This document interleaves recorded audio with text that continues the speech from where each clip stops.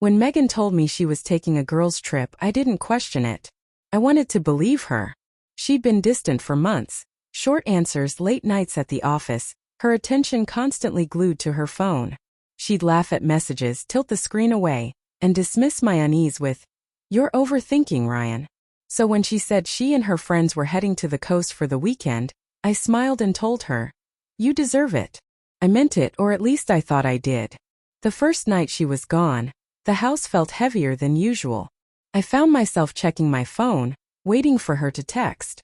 All I got were short, polite replies. "Just arrived." "Dinner time." Then nothing. By midnight I was scrolling through old photos. Our wedding day, her laughter in the sunlight. The way she used to look at me before everything began to drift. Somewhere between nostalgia and exhaustion, I started to wonder if this trip was really about her friends, or someone else.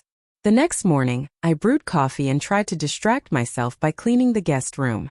It was where Megan kept her suitcases and travel gear. When I opened the closet, something fell from one of the bags and hit the floor.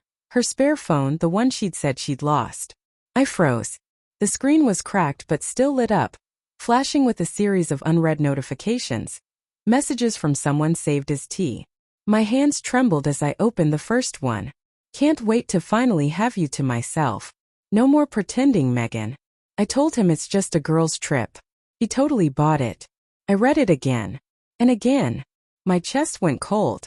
The timestamp was from the day before, right before she'd left. For a long moment I just stood there, the ticking clock sounding louder than ever. I wasn't the kind of man who yelled or broke things. I'd always believed that trust was built through calm understanding. But right then, understanding felt like a curse. I didn't call her. I didn't text. Instead, I quietly packed a small overnight bag and drove to our cabin by the lake, the one she thought I hardly ever visited. If she had her trip, I would have mine. Only mine would be built on truth. When I arrived, the air was sharp and clean, the lake shining under the late afternoon sun. I dropped my bag and stepped inside, the silence wrapping around me. The cabin had been untouched for months, peaceful, private. But that peace wasn't going to last long. From a shelf, I pulled out the small camera we'd installed a while back. One of those subtle security ones no one notices. It wasn't meant for spying on her, not originally. But now it had a new purpose. I sat down and began reviewing the footage from the past year, focusing on moments I'd brushed off before. The first clip made my stomach twist. Megan at the gym, laughing too hard with a man I didn't recognize, her hand lingering on his arm. The next showed her leaving a cafe late at night, smiling down at her phone as she texted him. Piece by piece, everything started fitting together. The woman I thought I knew had been living a life I wasn't part of. Then came the final clip, the one that ended all doubt. The camera caught her checking into the hotel she claimed she'd be sharing with friends. She smiled at the receptionist, took her key, then walked down the hall toward a suite where a man was waiting. I'd never seen him before, but the sight of him felt like betrayal made flesh. She paused for a moment at the door, maybe thinking of me, then stepped inside and closed it behind her. I didn't feel rage, not at first. I felt clarity, the kind that hurts but also frees you. Every suspicion, every quiet gut feeling I'd ignored, had been real all along. And yet I knew I had a choice. I could explode, confront her, shout, make it messy. Or I could let the truth speak for itself. I chose silence. The next morning I drove home, made sure everything looked perfectly normal. Nothing out of place. Nothing to alert her. When she called laughing about the sunrise over the coast, I smiled and said, "Yeah, it was beautiful. Hope you're enjoying your trip too." She didn't notice the shift in my voice, the calm before her world would tilt.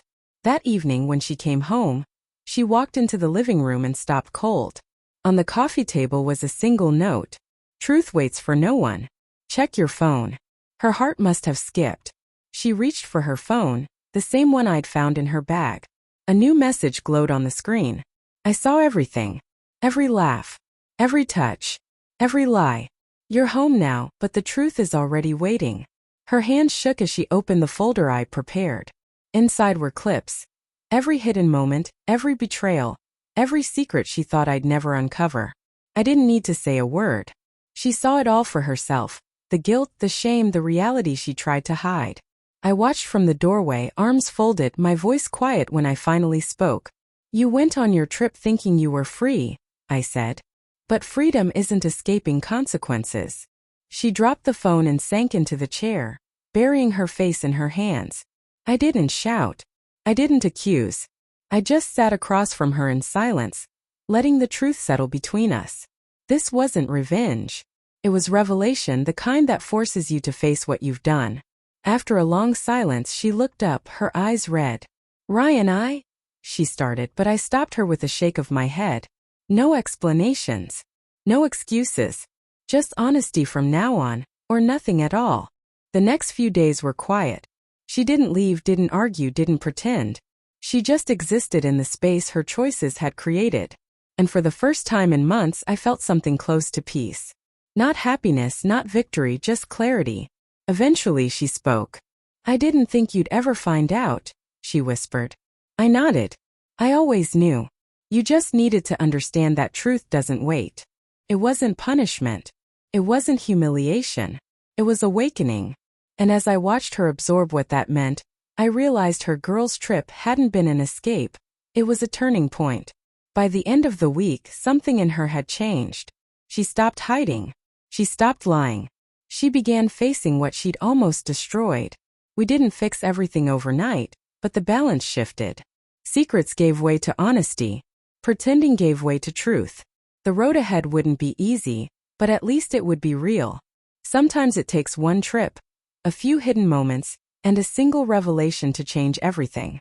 Because when the truth finally comes home, there's no running, no pretending, only facing what's real.